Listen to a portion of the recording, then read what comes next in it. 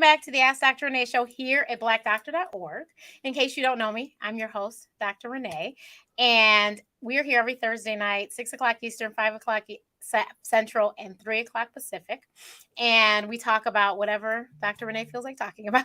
But August is Black Business Month, and so I wanted to highlight some Black businesses. So today we are highlighting some people that have several Black businesses. So I'm really excited to have the conversation. But first, we have to do housekeeping. Please make sure you guys share the broadcast. Share, because inevitably there is somebody who needs to hear this story and might be inspired by it. Might be you, might be a friend, a family member, whatever. So please make sure you share the broadcast and make sure that you are following us everywhere. Follow blackdoctor.org, follow Ask Dr. Renee, because we put out great content and we put out honest, truthful content, especially when it comes to health. So between both of our pages, Ask Dr. Renee and blackdoctor.org. So please make sure that you're following us on Facebook, on LinkedIn, on Instagram, on YouTube. Just make sure you're following us because you want to get this information. Last little thing is just a shameless plug. I will be on News Nation tomorrow at 1:30 Central, so 2:30 Eastern, and that would be 12:30, I think, or 12:30 Pacific, something like that, or 11:30 Pacific in the morning. So please check me out tomorrow on News Nation. I'll be giving health information, which I've been doing for the last umpteen weeks on News Nation every Friday. So I hope you guys will check that out. So without further ado, I'm going to introduce our guest today. Good evening. Good evening. How are you? I'm fabulous. So today we have Sulaiman Mausi, and hopefully his wife will join us. We're crossing our fingers, but it's okay because he can handle it. I know he can. So I start off most of my shows with, what did you want to do when you were growing up? What did you want to be? Oh, that's a good question. I actually want to be an architect. Excuse me, not architect, archaeologist. Oh, wow. I was always fascinated with the Egyptian ruins and pyramids and stuff like that. So I want to be an archaeologist, Okay. Go out and dig and find something in the dirt and, find history. I was always fascinated by that. So wow. Okay. So when you went off to college, what happened to those desires? Well, they never really. My degree is actually in history. Okay. Okay. I've always been in business. I always had entrepreneurial spirit. So selling I got up work ethic, cutting grass. Newspaper routes, selling now and laters, whatever. You know what I'm saying? To make it I get it. So I started off a business major in college, and I got statistics, and I hated it. I was like, this ain't for me, you know what I'm saying? And so I was like, man, I'm thinking about dropping out. Instead of my mother's like, no, you ain't dropping out. Just majoring something that you always liked. And my best friend was a history major. I had never really thought about it. So I was like, you know what? I've always enjoyed it. She said, no, my mother said, just majoring something that you enjoy doing, because most people don't work within their field anyway, especially at the undergrad level. So I was like, all right. So I always like history. I can write. I actually enjoy it. So I became a history major. So I graduated with a degree in history and a minor in marketing. Wow. Okay. So, of course, you have to plug your HBCU, and you have the hat on too. From North Carolina Central University. So great minds think alike. That's what I was actually about to plug. Yeah. Exactly. And of course, he is a Detroiter because Detroiters hustle hard. Yes, we do. I graduated of St. Martin de Porres High School, class of 1991. Yes. So you go to college, you major in history, minor in marketing. So what's next? After I graduated? Yep. Oh, after I graduated, my grandmother back in Detroit, Joyce Garrett, who was a phenomenal woman, had gotten sick, and I got into promotions and stuff towards the end of college and was doing parties and stuff like that, but I wasn't really making any money. So it was time for me to. My mother needed help, with my grandmother and stuff like that. So I figured it was time for me to go back home. That was 1997, and so I just graduated and went back to Detroit and went from there. So what was the first business you started, and so a lot of people I can't start a business. I don't have any money. I don't have any. Can you tell people, how did you start? The first business that I started, are we talking about legal or illegal? Legal. Legal. Okay, you gotta ask. If you read the book, it's all in Yes. there. You know what I'm Yes. saying? And you guys, It's this a is a thorough book. phenomenal read, I must say. I read this book. I forgot how many days. It was quick. I picked it up from him and then I ran through it. It is really good, but it's awesome because it gives both sides, his and Mhm, hers. Each mhm. chapter does his and hers, and it talks about literally about marriage, relationships, but it also covers business as well. So please, if you pick up the book, I'll put the link in the post too. But as a matter of fact, I'll put it in the chat too. But pick up the book. Yeah. Well, thank you. Thank you. Shameless plug. Shameless plug. Yes. But so Amazon audiobooks, everything's available. Yeah. So man, my first legitimate business. That's a good one. Let me think about that. I would probably say well, by the time I started working for the right, she already had that paperwork and stuff. Let me get that some thought. That's a very good question. Never been asked that before. Okay. Because I've had businesses like when I was throwing parties and stuff at college, but I never incorporated or anything like that. So Right. we were just doing parties and had a name, but didn't, wasn't legit. So let me think about that one. That's a Okay. very good question. I've never been asked that before. I'm gonna have to do some memory deep Okay. diving and come up So the Right Productions, though, that kind of gave you the foray into doing the stuff that you do in North Carolina too, though, right?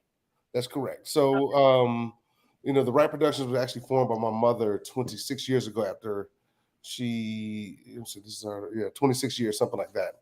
And that was after she left the city of Detroit after Coleman was no longer mayor. She worked for the YWCA and stuff like that, but decided she went to her own thing. And so when I got to Detroit, we started working together then, and we got one of the first main contracts. When it comes to entertainment, was we were able to secure the contract for booking talent at MGM, the Oh casino. wow. So when the temporary casino opened, they had the bands in the back and all that kind of stuff, Hmm. behind the bar and this, that, other. So I'm in there. So we got that contract and we were really booking local acts. So the Gwen and Charles Scales and Yes. the Leslie Birds and Uh-huh. on and on and Gwen on. and Charles Scales performed at my aunt's wedding. Yeah, you know what I mean. So Hmm. they've been around. So those type of acts, phenomenal acts. So we did that for almost 8 years. Then they started doing big stuff out of the tent and this, that, other. And but during that time, to work in the casino, you had to have a gaming license. So we had to go through the process of getting a gaming license. So when Shane Park came up for bid in 2004, because it was always according to others, I'm not getting into that. It was the numbers and stuff wasn't right. So when it came up for bid, we had to, they wanted everything to be squeaky clean. This under the Kwame's administration. So to try to remove the perceived cloud or whatever it was, Hmm. you know what I'm saying. But the fact that we had a gaming license helped us. So even though we weren't making hardly any money at the casino, but having that background and the squeaky clean license, because it was, they make you price your artwork and all that kind of stuff out. You know what I'm saying? So you got to be, your books got to be clean, and we Got it. always have been.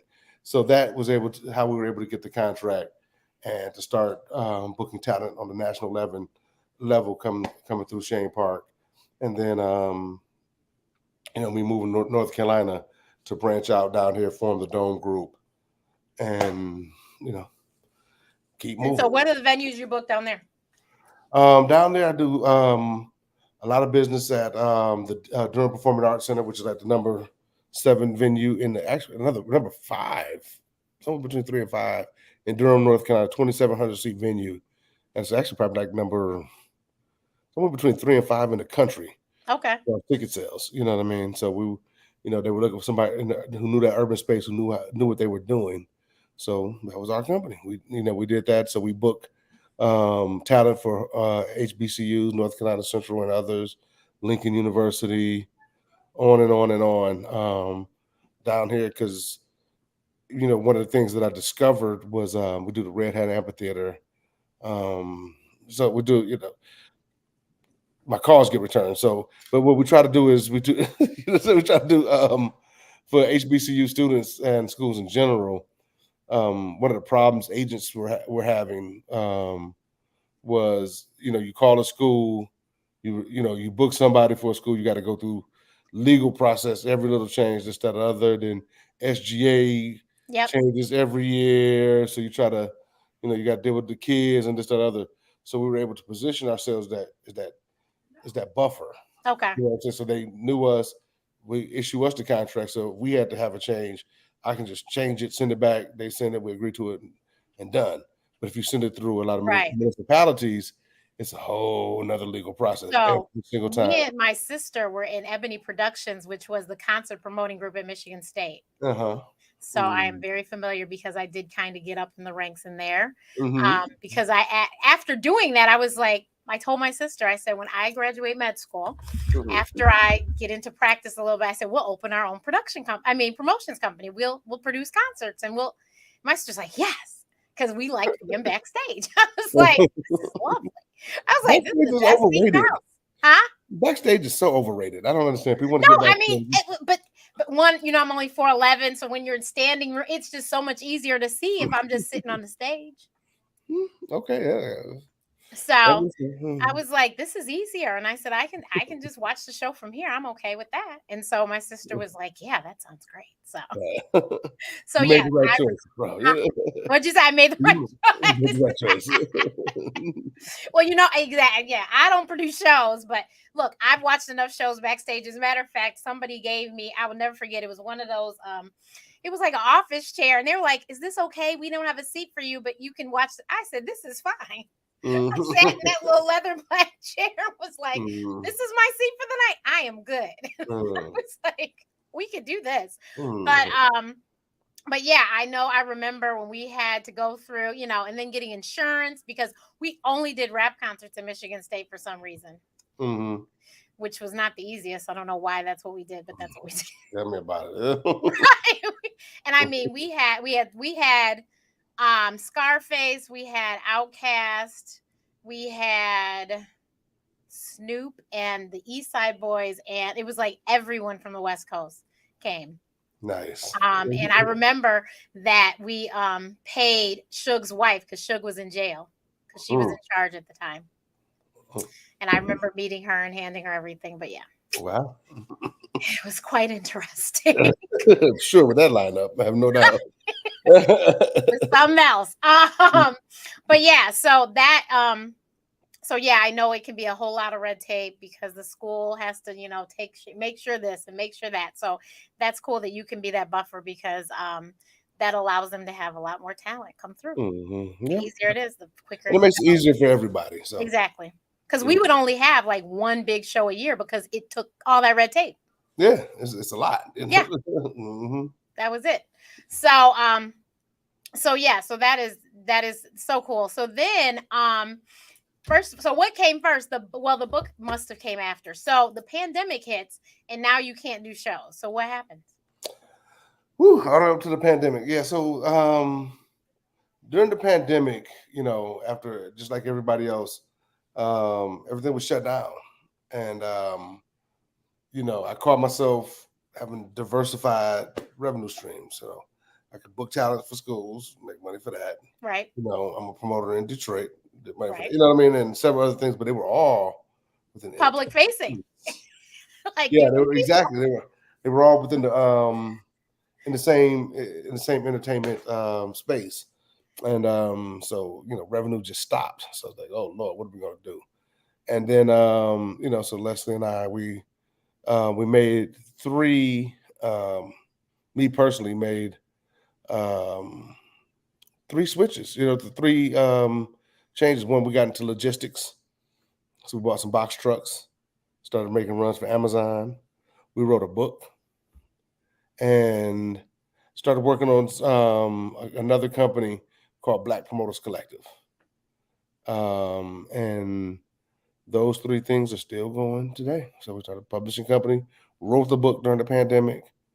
We still have, we got out of the box trucks, but we have sprinters, SUVs, stuff like that. Oh, okay. So we have that, and BPC has turned into one of the major players within the entertainment space, and we've gotten into touring nationally now, and God willing, international soon. So if you guys have not, and I don't know how you couldn't have, but Black Promoters Collective did the New Edition Legacy Tour. Yep. They did Maxwell, what was the name of his tour? Oh God, pressure. The night tour. The Night Tour. Yep. What else have you guys done? We did the Mary J. Blige tour. Yes. Yeah, we did the Mary J. Blige tour, and we've done several. The Tink tour, that was a good one. Yeah. We got Young Blue out now. We just announced the Scream tour. We'll do Fantasia. So it's just, just continues to grow. And some things I can't talk about yet because we haven't announced yet. But right. It's been. And you guys are doing Tony. You know what? We didn't end up with that tour. That's another story that. Yeah. Okay. I'll take that one offline. I was just with that, but yeah, so you that is, I mean, talk about pivot. So that's what I'm saying. You guys have to read this book though, because can you imagine? Now your wife was still working as an educator though when the pandemic hit, though, right? No. She came out a few years before the pandemic. Okay.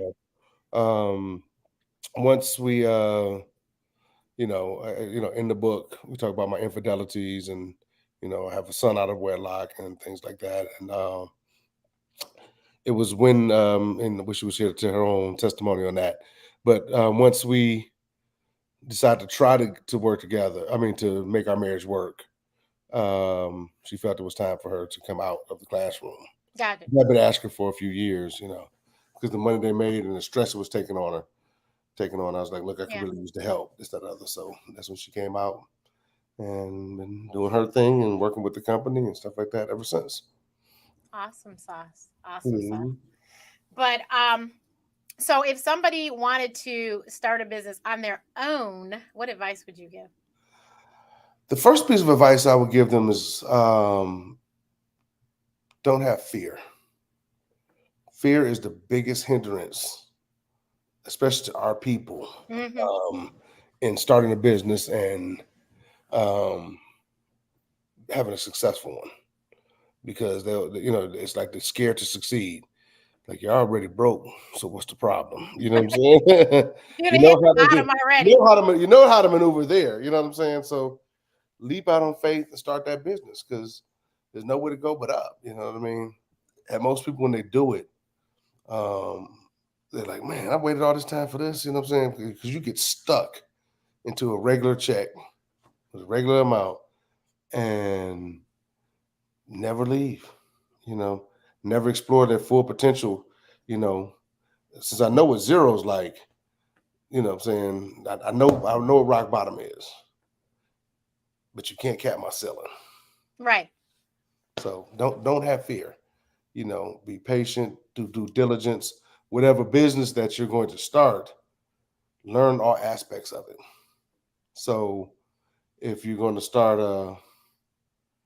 I don't care whether you basketball is the business or toothpicks is the business. It doesn't matter. All businesses are basically the same.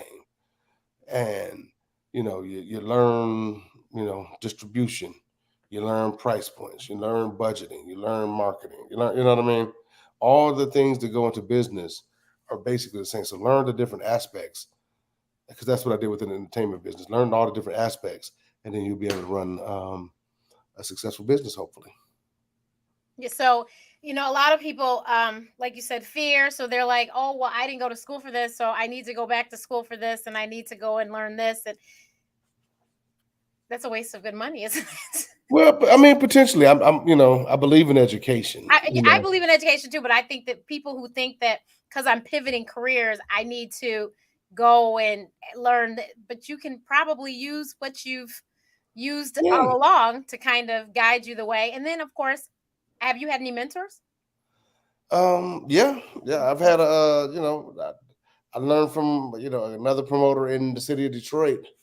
I won't say his name. I learned what to do, and most importantly, I learned what not to do. And keep your integrity. You know what I mean? But when you're going out there, yes, there's school and this, that, other, but volunteer within that space. You're not people always want I'm gonna getting paid. why would you gonna learn? You know what I'm Right. saying? Take the time to learn. You know what I'm saying? Or, you know, work for what's less than you normally get if you're really passionate about it. That way you can find out, you know what I'm saying? Because it's gonna cost you money one way or the other. So, Right. mm, Yeah. In mistakes or yeah, and yeah. mistakes will cost you more. You know what I mean? Than working Right. with somebody for free, learn from their mistakes, and if you're working hard, showing up on time, people will teach you. They Right. help you along the way. Exactly. Um, and I mean, how many people do you guys manage over there at the Aretha? Which is now so Shane Park changed to the Aretha when Hmm. Aretha Franklin died. Hmm. And so that's what it's called now. Yeah. So same venue. And for those that are watching, Shane Park, if you live in Chicago, it is a fabulous, fabulous, much better northerly island. Have you been to our northerly island? I have not. You ain't missing nothing. Oh. Um, it's awful. Awful. There's no covering. So we went to see a concert there, and it was my first time there because they had just thrown it up. And I was like, how much did we pay? And if it rains, it's gonna rain on our heads. Mm. Mm. And then it has to get a certain dark before you can see the screens.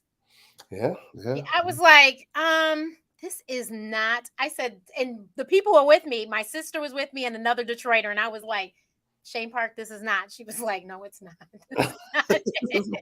Are you still in Chicago or are you back in Detroit? So right now, physically, I am in Michigan, Okay. but I still live in Chicago. So I was in Chicago. I just left Sunday. Yeah. Wow. So I'm taking care of my Padres. So yeah. Yeah. But yeah. So Yeah, North but we employ, which is one of the best parts about what I do is we employ on an annual basis between 300 and 400 people yeah, that's throughout awesome. the course of a summer, 4 or 5 months period, and they look like you and I Hmm. primarily, Hmm. and that's important to me. You know what I mean? Yes, it's part-time work for a lot of them, but if it's a cop working, making, I'm not gonna call it what they make, enough Right. to pay their car note in a week or two. You know what I'm saying? Yeah. Money for people to go back to school, back to school shopping. You know what I Right. mean? We've had interns for the last 20 years. They've all looked like us. So Hmm. it's it's stage hands and security and police and on and on and on. So it's I take pride in pouring back into my community. So Yeah. And and their staff is fabulous. I try to go to a few shows a summer. I did, like I said, I just told them I went to Club Quarantine this summer. That's the only one I've been to thus far this summer. But and I might still be able to hit a few more before it's over. yeah, But I'm gonna try. We really wanted to see Avery Sunshine last night, but I had to work, so couldn't go. But yeah, so and actually on my birthday is Kelly Price, so we'll see. yeah, yeah. Tickets on me. How about that? Oh, okay. If you But want so yeah, so it is it's a fabulous venue, and really I feel like across the country they should model themselves after it. That's yeah, my personal opinion. give us Yeah. a I mean, a check because for modeling us. You know what I'm yeah, saying? I mean, no, I mean seriously, it is just the covering for Yeah, the seated play is it perfect. is. And then there is It's lawn seating for those that want to do lawn seating. hmm But the That's general majority of admission, it's covered, and obviously. that's rare. People don't Right. realize how rare. There's no other venue with the backdrop of international of another country. Right. It's a Canada very is in small front of us. When you're watching the thing. concert, you're looking at Canada. There's boaters back there that are Hmm. enjoying the show just as much as we are. So it's a really nice venue. They have food, they've got drinks, and Hmm. they have bathroom hands, which I think is so lovely. I love when there's bathroom help. I was like, it makes it seem so swanky, but but it also keeps the bathrooms clean. So that is a smart thing. Yes. But Hmm. yes, fabulous venue. And then the Black Promoters Collective, I think that was just so how many, and it's called Black Promoters Collective obviously for a reason. So how Hmm. many of you guys is it?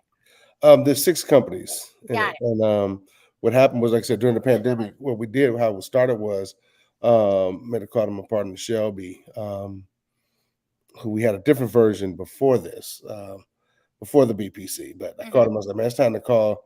everybody together, and just to see how the hell we're gonna survive this shit. You know what I'm Right. saying? Excuse my French. You know what I'm saying?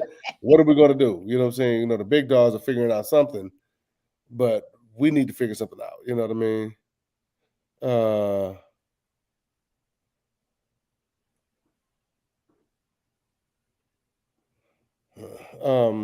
sorry, tour That's going on. okay. Issues. You know what I'm saying? Okay. um, whew, The Black Promoters so what Collective. happened was BPC. So Carl Shelby was like, let's call everybody, get them together, and figure out, how, what's going to happen. It really started sharing information. So it started off with probably about, I'd say 20 people.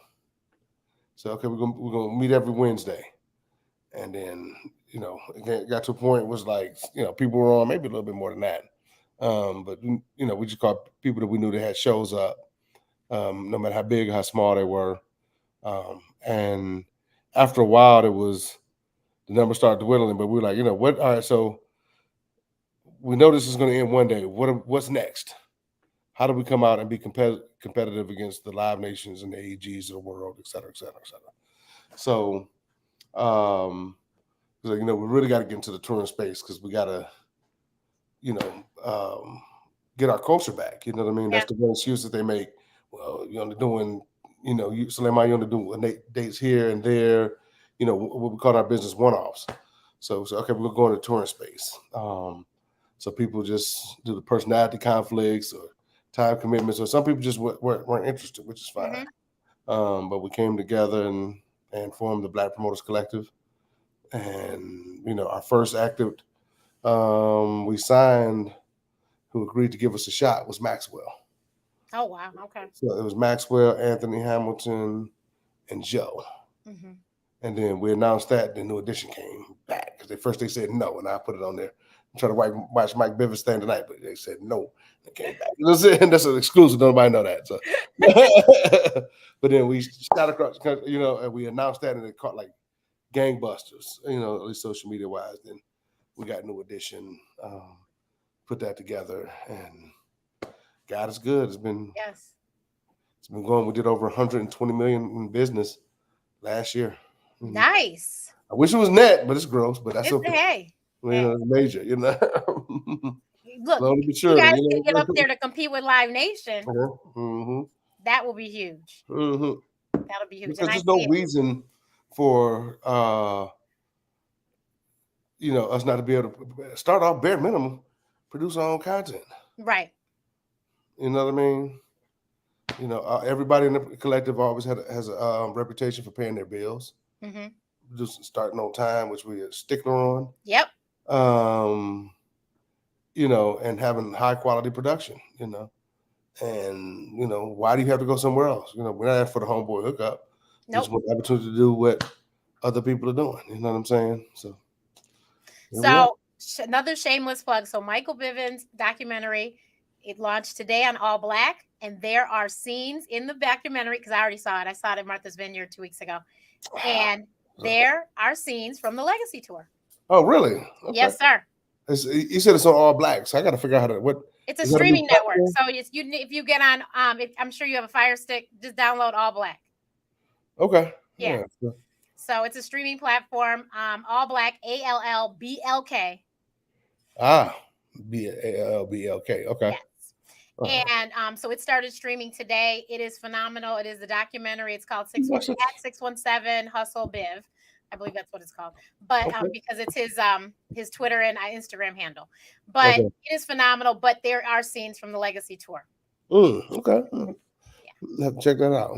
Yeah. There it is, isn't it? Yes. So yeah, and yes, the production did look phenomenal. I did not make it to the Legacy tour because I was still a little gun shy on the whole COVID thing, and I just could not. You're a doctor. You got things to do. You got to be careful. And I was taking care of my padre and my mother, and I was like, I cannot bring anything home to them. So I was like, not inside. The first concert we went to though out of COVID was the Jodeci show at Shane Park. Oh, really? Okay. Because I was like, well, it's outside. I told my sister, I think we could do outside and we'll be okay. And she was like, yeah, let's do that. So we did that. There you go. Yeah, baby steps. Got to crawl. Yeah, exactly. Baby steps. Exactly. So we did do that, and it was great. Jodeci was everything I needed them to be. minus Devontae, but God bless him. And I ain't saying nothing. And Father MC was lovely that night too, and so was Soul for Real. So it was a great show. We had a great time. Yeah. So I am an author as well, as you know. So what would you say to somebody who wants to write a book? What would be the suggestion? That's a good one. Well, the route we took was we hired a ghostwriter. Okay.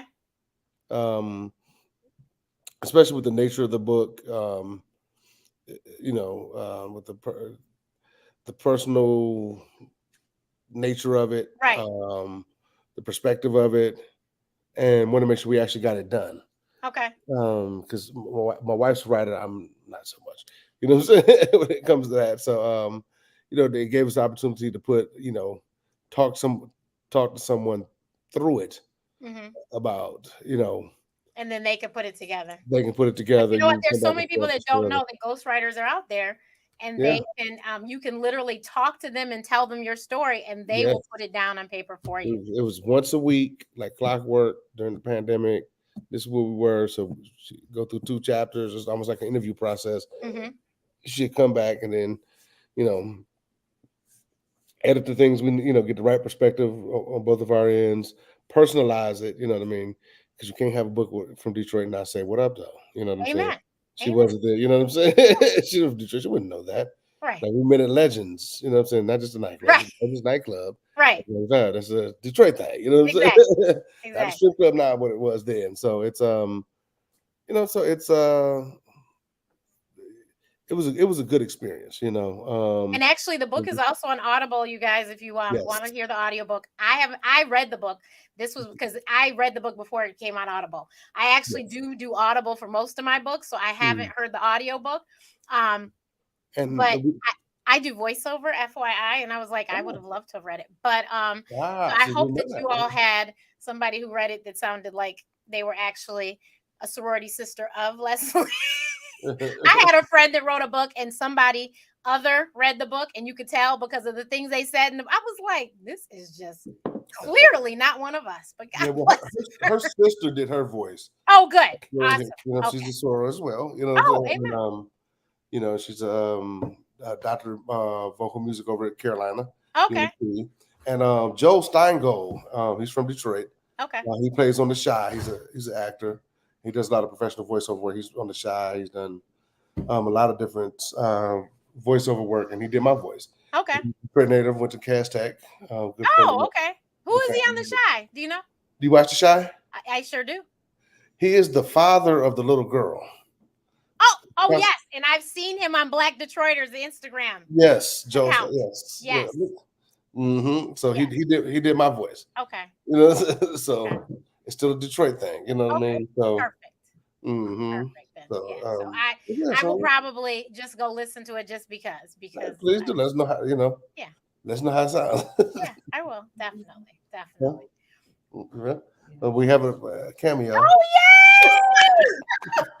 Dr. Renee, hello. Hi. I'm so bummed that last summer when I got the book, I didn't get to meet you. You were away. You hadn't made it there yet or something, and I didn't have a lot of time. So I was bummed because obviously I've seen this knucklehead so many times at the shows and stuff. But I was like, oh, I can meet his wife. But please forgive me. Yeah, she got you bought it at the bookstore. Yeah, she was one of the first people there. Thank you for purchasing the book. And I did a review. You guys, if you go to Amazon, you can see my video review. Thank you. I posted on my Facebook. This book, I'm telling you guys, is excellent. It was excellent. Excellent. Thank you so much. Thank you. Yes. It was a labor of love for sure. Yeah. And I like I said, it was really good. Relationships, business, all of that in between. Yeah. Now, for you, I'm so excited because I really wanted you to talk about what is this fishing thing that you do? Yeah. Well, probably a black business. Fancy that. Yes. Complete. It was nowhere even on the radar. Too, yeah. But it was during COVID. Girlfriend of mine, we were down at the coast of North Carolina fishing, having a good time. And then I went home and she called me like, girl, do you know there are all these women fishing and they're winning thousands and thousands of dollars. I'm like, really? She said, yeah. And they're professional fish. She was like, I want to form a team and I want you to be on it. I'm like, that was it. Count me in. I had goosebumps. My father was a professional angler. Well, he fished for recreation, Okay. but he would put charters together. A deep sea angler, let me say. So we get, three other ladies together and we form this fishing team called the Ebony Anglers. And we not enrolled, we went out for our first tournament maybe 30 days later after forming the team. And we won that tournament and went viral.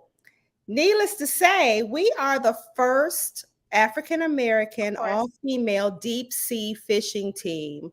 And we have just been making waves ever since. We had no idea in 2020 that this would take on a life of its own. We've formed a youth camp. Oh, lovely. Teaching young children ages 8 to 12 how to fish, how to boat. Our programs are called Black Girls Fish and Black Boys Boat. We want kids to understand that there are career paths down in this particular field, very lucrative career paths. So not only do kids get, life skills and leadership skills, but, they could make some money. Marine biology, it's just a wealth of different opportunities for our children in these fields. So I'm just proud to, be a conduit for that. That's awesome. I run in Washington Park when I'm at home in Chicago, and I've seen signs for a fishing camp. Yes. And if anyone knows Chicago, Washington Park is on the south side. And so these are obviously Black children. Yes. And somebody was like, are you serious? I go, I've seen the tents and the signs. And I said, so somebody's running a camp over here. That's right. That's right. It is a sport that teaches so many life skills, but then also, I'm an educator, right? A retired principal. And, I would come into contact with young people who really didn't have the coping skills. They were dealing with hunger. They were dealing with depression. They were starting to cut themselves. They were self-medicating with drugs and alcohol. So this is a way, I know how I feel when I'm out on the water. There's a peace, there's a calm, I'm able to decompress, and I'm putting, my phone is put away. So it's being present. And so that's really what we're teaching young people. And I mean, they're not even looking at their screens or their phones when they're out with us at the camp on the water, learning how to fish. It's such a wonderful experience for them, and they keep coming back every year. So I'm honored to be a part of it. That is awesome. And Sulaiman, I forgot you should be. Sulaiman, I forgot you just got a big announcement from Billboard. Yes. Oh yes. We got, what was it? It was last month. Yeah, I forgot what it's called. Mm-hmm. The Billboard Award for top executive. Yeah, one of the power. Is one it of the top power players? Yeah, one of the power players. Yeah, Billboard Power Players 2023. Yeah, so it was an honor to be recognized for the hard work and the labor of love. So it was an honor. I'm not used to those type of things. I'm not used to being in the forefront. I didn't really get into it for that. That was awesome. And the funniest thing is, I actually knew more than one person that got that.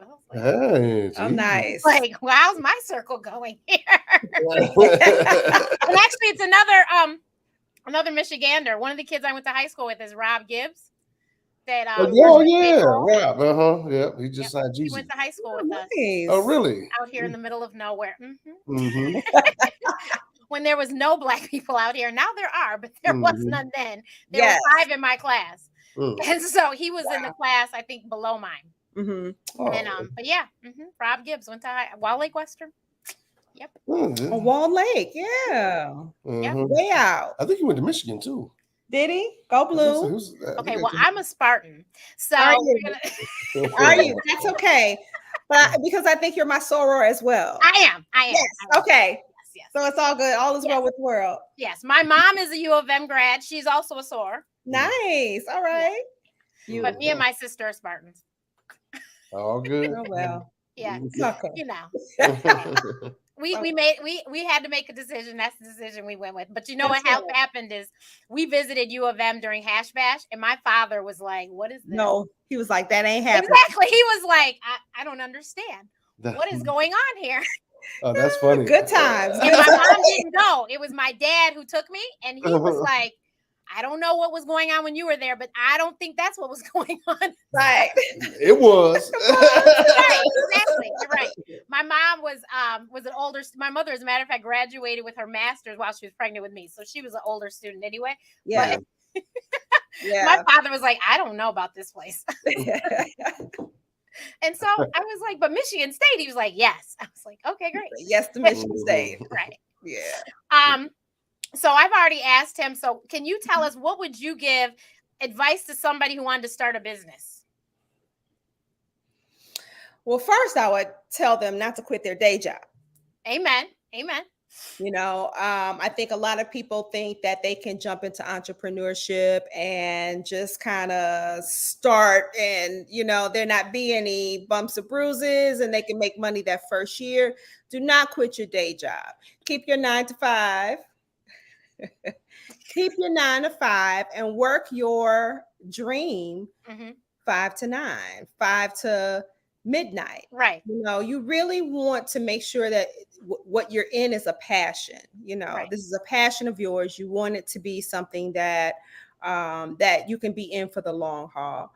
But then also go for it. It's interesting that I said both, but go for it. You know, you really want to invest in yourself. So when I say go for it, you want to be educated. You want to make sure that you are investing money in grooming yourself and surrounding yourself with people who are where you want to be, who are doing what you want to do.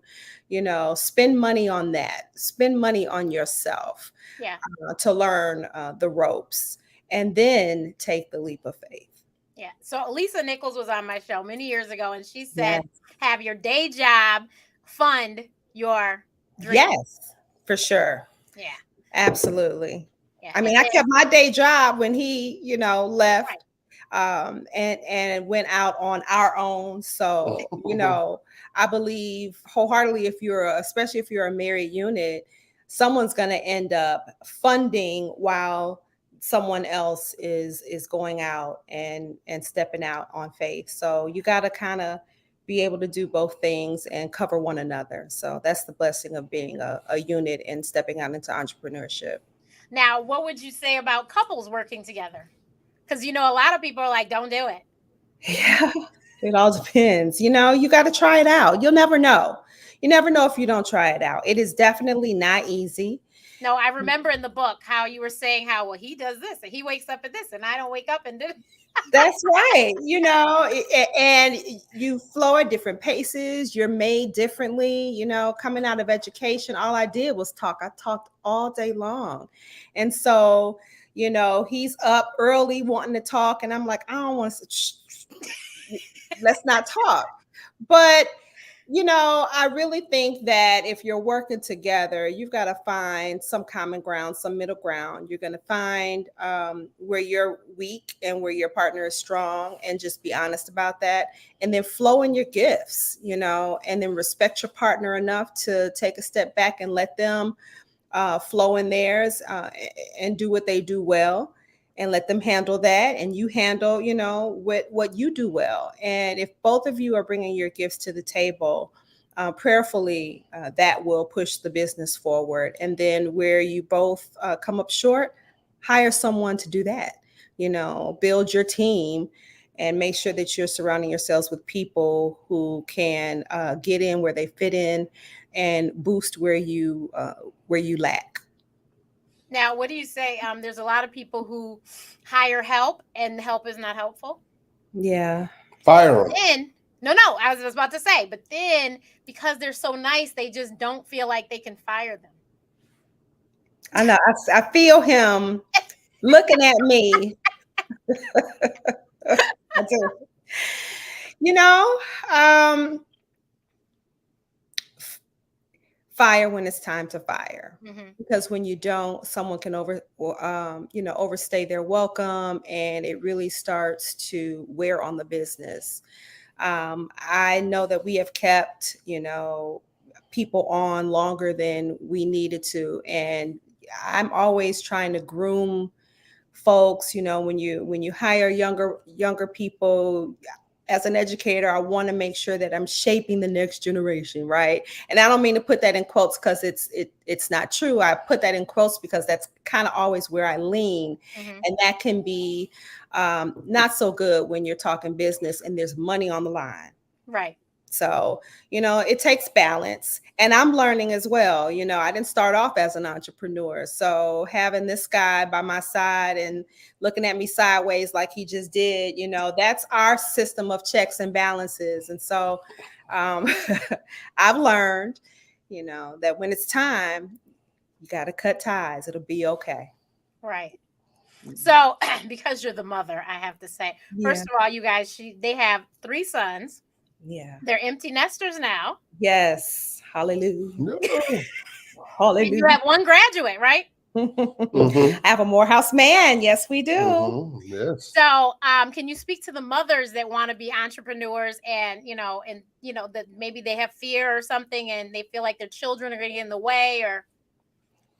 Yeah, I feel, how can I speak to that? Because I'm actually in a shift right now as we speak. Now that I'm an empty nester, I'm finding that who I am is changing, and maybe what motivated me before has shifted a little bit. Mothering is going to be different for me, so they're not in the house right now. Right. We can focus more on what Lesleigh wants to do, and what is this next level of life for me. So for me, I'm taking a step back and thinking about, how entrepreneurship is going to change for me and what businesses are going to be, my passion. So I'm not really sure how to answer that from the place where I am right now. But I'm thinking of my sister right now, who is a single mom and who is just going for her business and entrepreneurship in the time that she has, the free time that she has. It's not a lot of free time, and she leans on us a lot. So for those mothers, I would say find your village, really lean on your village, carve out time, to dedicate to your business. She would be in the basement in the wee hours of the night. So sometimes there is no sleeping, but as mothers, we know that. And just go for it. Know that there's a season for everything. And what's for you is for you. So if you got to put something on pause or the back burner, don't feel like, you're a failure or it didn't work out. Be patient with yourself and give yourself grace. And it will happen when it's supposed to. Amen. I agree. Yes. So any final thoughts? As I mentioned, Black Doctor has another show starting in 10 minutes. Nice. And they are getting ready right now. I have another computer up here that I'm producing. So, any final thoughts? And also, I want to make sure that we have a website so people can check out the camp. Yes, for the camp, ebonyanglers.com. And it's annually. It's every August. That was excellent. Yeah. Thank you. It's my sister. It's in North Carolina? It's in North Carolina. Okay. They're expanding. They're going to Florida and everything else. Yeah, we are expanding. We've got one at the Cape on the coast, and then one that we're going to do in Florida in 2024. So just subscribe on ebonyanglers.com. Follow them on social media. Thank you. Look at you. Perfect. Thank you.